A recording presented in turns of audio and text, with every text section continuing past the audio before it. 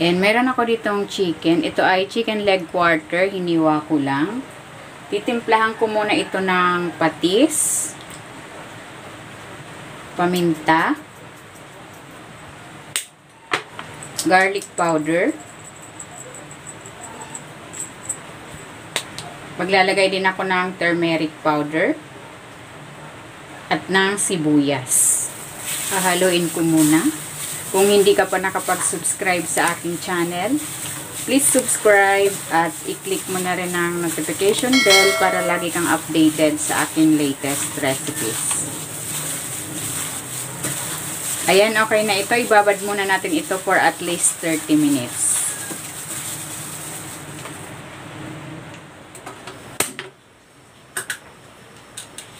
Maglalagay ako ng cooking oil. Igigisa ko na tong luya.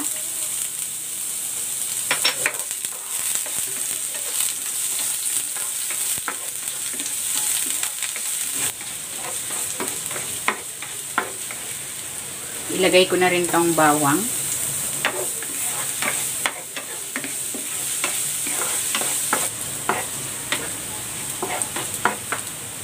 Yan, igisa ko na rin tong sibuyas.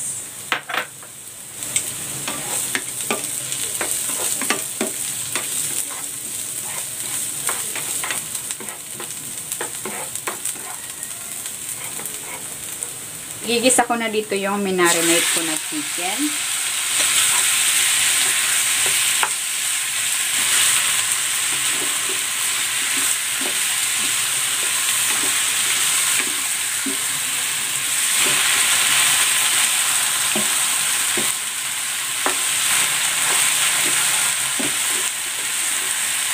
Ayan, medyo mataas yung apoy nung ako'y nagigisa, and then hihinaan ko na ito.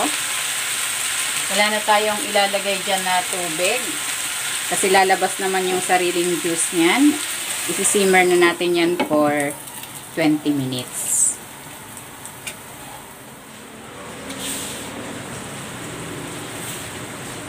Ayan, ito na yung ating chicken. Luto na. Tinikman ko medyo matabang pa. Magdadagdag pa ako ng patis. Pwede kayo maglagay ng mga pampalasa of your choice. At ng paminta. Pwede kayo maglagay dito ng mga chicken powder. Ganyan. Seasoning granules. Wala akong nilagay na tubig dito. Kita mo, nag-ano siya. Lumabas yung sarili niyang juice.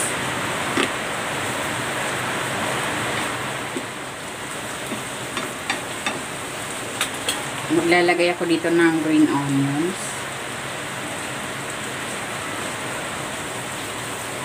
Ayan, luto na itong ating ginger braised chicken. Hahanguin ko na ito.